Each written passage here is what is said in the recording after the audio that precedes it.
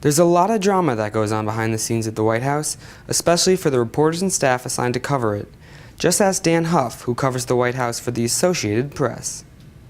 I feel it's a privilege and an honor to be here. I've covered the White House since 1987 when Ronald Reagan was in office.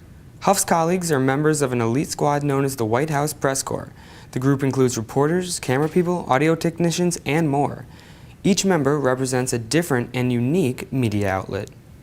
It's a great job and I love doing it. And don't tell my bosses this, I'd probably do it for free if I had the chance.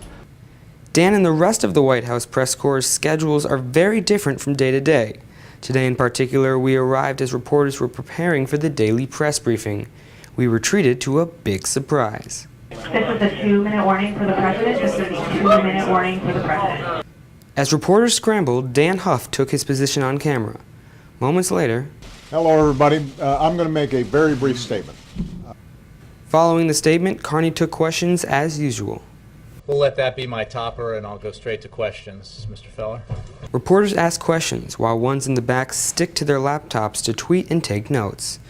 Once the conference ends, reporters rush to file. For Dan Huff, he's preparing for a live shot. 9830. Stuart, this is Dan Huff, AP Television at the White House. Hey, could I have a Mark Smith stand-up on Transmit 4 at 2:45, please? Okay, thank you. Bye-bye. Dan then walks to the press riser only to face new problems. That's pretty bad. I just didn't think it'd be this bad. He's not gonna put up with this. Let me give him a call. Mark! Dan Huff! We're on the front lawn. Can you hear that? That's what it's gonna sound like during your stand-up. Dan Huff and his assistant then break down their equipment and make their way back to the briefing room. I had a Mark Smith stand-up booked at 2:45 on Transmit 4, but I'm going to have to cancel that due to circumstances beyond our control. Bye.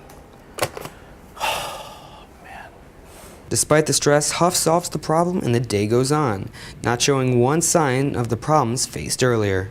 But by pressing for a much larger deal and potentially painful concessions, the president's telling lawmakers it's time to Go big or go home and face an angry electorate next year. Despite the long hours and heavy workload, Dan says he never loses sight of the history in this complex or the respect for the executive office. My colleagues here at the White House are top-notch. You have to be pretty much at the top of your game if you're part of the White House Press Corps. More often than not, everybody here is professional and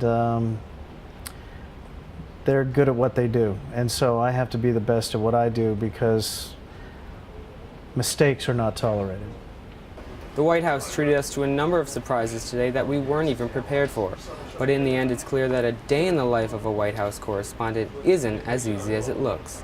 I'm Ryan Thompson reporting from the White House.